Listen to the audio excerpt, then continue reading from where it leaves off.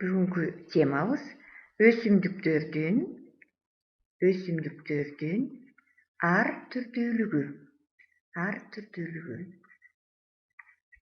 Өсүмдүктөрдүн ар түрдүүлүгү. Дүйнө жүзүндөгү бардык өсүмдүктөр размери боюнча 3 топко бөлүнөт.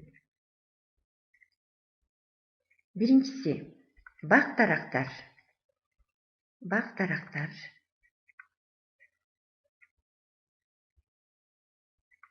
Экинчи топ бадалдар.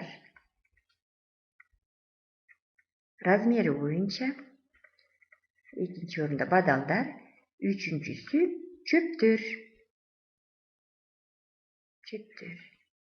Эми ар бир группаны талдап чыгалы.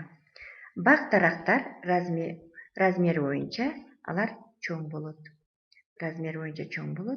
Алар өзүнүн түзүлүшү боюнча эң негизги сөңгөгү бөлүнүп турат. Сөңгөк деп жазып коелу. Дагы бир сүрөт тартып көрөлү. Кадимкидей эле бала тыны мынакей. Мунун дагы негизги сөңгөгү бөлүнүп турат. Булар бак-дарактар. Аларга кайсылар кирет? Кызыл карагай, ак кайың, көк карагай, ак терек, мажирим тал жана башкалар. Алар бири-бири менен габитусу менен айырмаланат. Габитус деген бул сырткы түзүлүшү, же болбосо аны крона деп коебуз. Ошо менен бири-бири менен айырмаланат. Бирок окшоштугу бардыкка эң негизги сөңгөгү бөлүнүп турат. Экинчиси бадалдар. Бадалдарда негизги сөңгөгү жок. Алардын баары деген сөңгөктөрү баарыныкы окшош болот. Мисал келтирип көрсөк, сирень,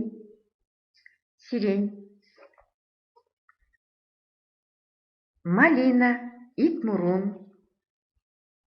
чычырканак, бөрү карагат, ак акация, сары акация жана башкалар. Анын баары биздин Кыргызстанда кезигет.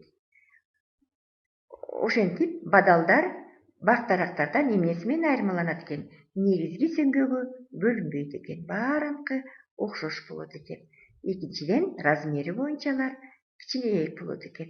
Үчүнчүсү чөптөр. Чөптөр аябай кызыктуу группа. Себеби алар деген эгерде алсак, кадимкидей эле алманы алалы, помидорду алалы кадимкидей эле, же болбосо арбузду алалы, ал размери боюнча чоң болуп атат, арбузду алалы, же болбосо гүлдү алалы, кадимкидей эле ромашканы алалы. Анын баары деген ошого карабастан түзүлүшү боюнча ар кандай түрдүү болгону менен сабизди алып көрөлү. Мынакей сабизди алып көрөлү. Анын баары деген чөптөр деген группага киргизилет. Себеби деген булар размери боюнча кичинекей. Экинчиден, алар өзүнчө дагы топко бөлүнүп чыгарат экен. Ушу чөптөрдү өзүнчө классификациялап көрөлү. 3 топко бөлүнөт. Булар 1 жылдык чөптөр, 2 жылдык, анан көп жылдыктарга бөлүнөт.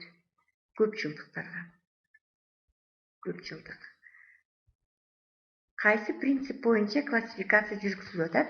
Силерге дагы кызык болуп атат болуш керек. 1 жылдыктарды карап көрөлү. Бул өсүмдүктөр бир вегетация мезгилинде үрөндөн баштап туруп, үрөндөн өзүлөрү кичинекей үрөн себилип туруп, анан алар марттан баштап сентябрь-октябрга чейин бүт органдары пайда болуп, анан аягында гүлдөп мөмөсүн да берет. Бул 1 жылдык өсүмдүктөр. Алса кадимкидей эле силер өстүрүп аткан помидорду алалы. Мынакей. Же болбосо алалы дагы гүлдөрдү себип атасыңар. Ромашка гүлүн алалы.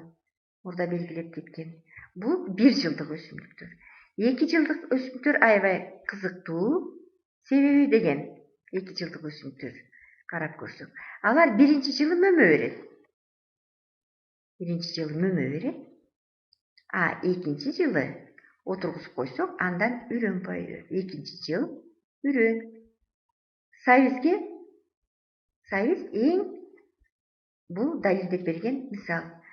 Биринчи жылы сайыз эле алабыз өсмөмөсүн, экинчи жылы жаз мезгилинде сайызды жерге отургузуп коюп, сугарып, жакшы карасак, ал биринчи гүлдөйт, анан гүлдөп туруп үрөн пайда болот. Ошондуктан күз мезгилинде үрөн алабыз десеңер, жакшынакай чоң түрлөрүн, чоң сорттуу сайыздерди алып туруп катып коюп, жазын отургузсаңар, үрөн аласыңар. Бул ушундай табышмактуу өсүмдүк. Буларга бүт кызылчанын түрлөрү дагы ушундай 2 жылдык өсүмдүк болуп саналат. Эми көп жылдыкты алалы. Көп жылдыктар азыр тоют маселеси эң проблема болуп аткандыктан ошо беделерди алып көрөлү. Бедени билесиңер, беде 2 группага бөлүнөт. Бул эспарцеттер деп коет, кыргызчаны уй беде деп коебуз. Анан экинчиси жылкы бедеси. Алар дагы бир сээп коюп туруп, 5-6 жылга чейин түшүмдү чогултуп турат. Бир эле отургузганда жыл сайын жаз мезгилинде бир эмес 2-3 жолу чаап алса да болот. Анан дагы бир мисал келтирип көрөлү. Кадимкидей биз үйдө азыр колдонуп аткан жүсейди алалы. Тюльпан же болбосо башкача мандалак. Бул дагы бир отургузуп көрсөңөр, жыл сайын гүлдөп, силердин короңорду кооздоп турган декоративдүү өсүмдүк. Мына дүйнө жүзүндөгү бүт өсүмдүктөр ушундай 3 топко бөлүнөт экен. Бактар, бадалдар, чөптөр. Мен силерге дагы белгилеп кетейин деген, бак-дарактар жана бадалдар жөнүндө өзүнчө кызыктуу илим бар. Бул илим дендрология деп аталат. Дендрология. Бул да татаал сөз. Дендр деген бак деген белгилейт. Логос илим. Бактар жөнүндө өзүнчө ушундай илим бар экен. Бактар жөнүндө илим. Булар жөнүндө бак-дарактарды эмес, бадалдарды да кошо изилдейт.